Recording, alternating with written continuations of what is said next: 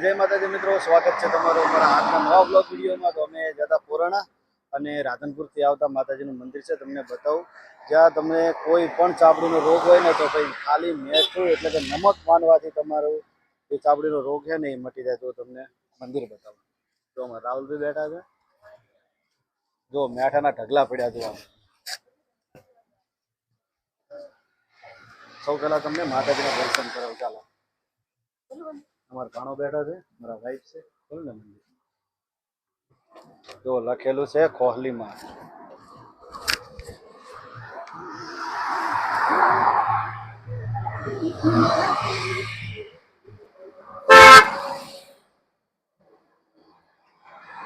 હે ને મને જોવા દે.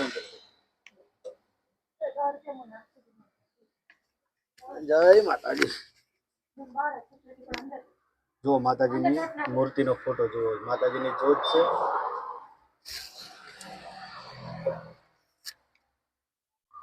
હે માતાજી, બધાની મનોકામના પૂરી કરજે. જો અગરબત્તી પડી જાય, જો માતાજીનું નામ લખેલું છે શ્રી કોહલીમાં.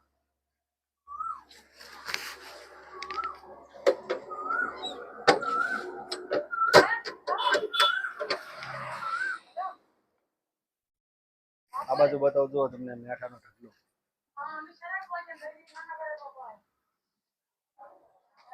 જો આ બધું માનગત જેટલે એને માનીને એટલું બધું માતાજીએ જેનું કામ કર્યું ને એની બધી મેઠાની થેલીઓ પડી. જુઓ બાજુ.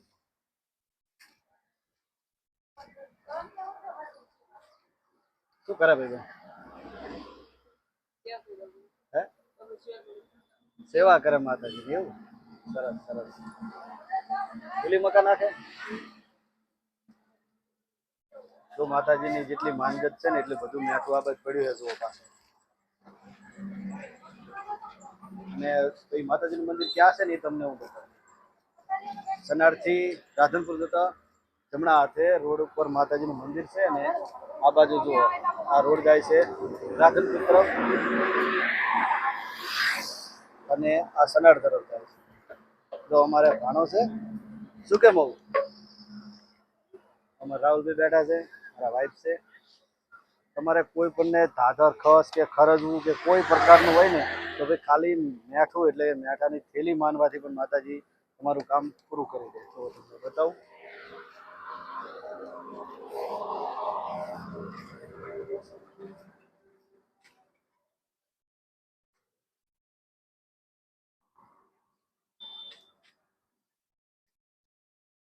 જે જેનું કામ થઈ જાય ને એ બધા આવીને માતાજીને જે માનગત કરી હોય ને એ પૂરી કરે છે. જો મેઠાની થેલીઓ જો એને મોટો ઢગલો.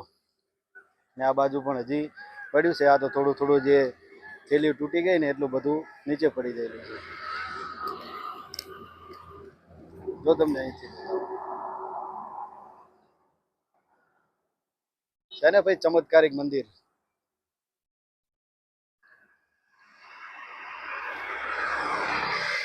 અને આપણા બનાસકાંઠા પાટણમાં ભાઈ એક જ આ મંદિર છે કે જે કોહલીમાનું મંદિર છે.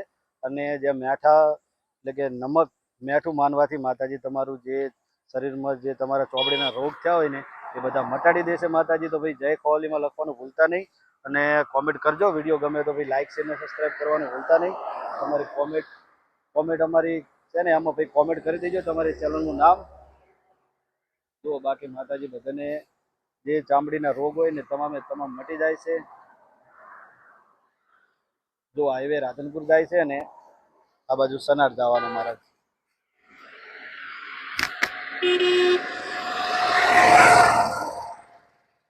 જોવા મેઠું બધું.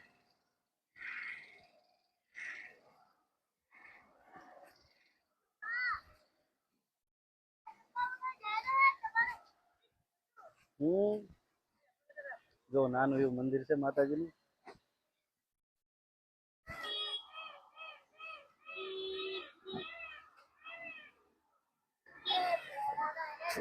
કોઈ મોટી માનગત તમારે માનવાની જરૂર નહીં, ખાલી મેઠું માનો ને તો એ માતાજી તમારું કામ પૂરું કરી દેશે. બોલો ભાઈ, છે ને ચમત્કારિક મંદિર.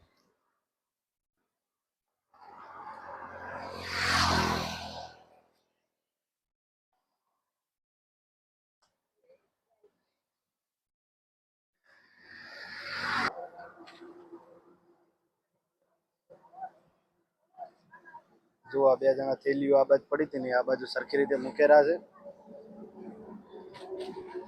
કેમ કે જે શ્રદ્ધાળુ આવે ને આ બાજુ મૂકી દે ને તો એ બાજુ સરખી મૂકવી પડે ને કે પછી આ બાજુ આવી જાય.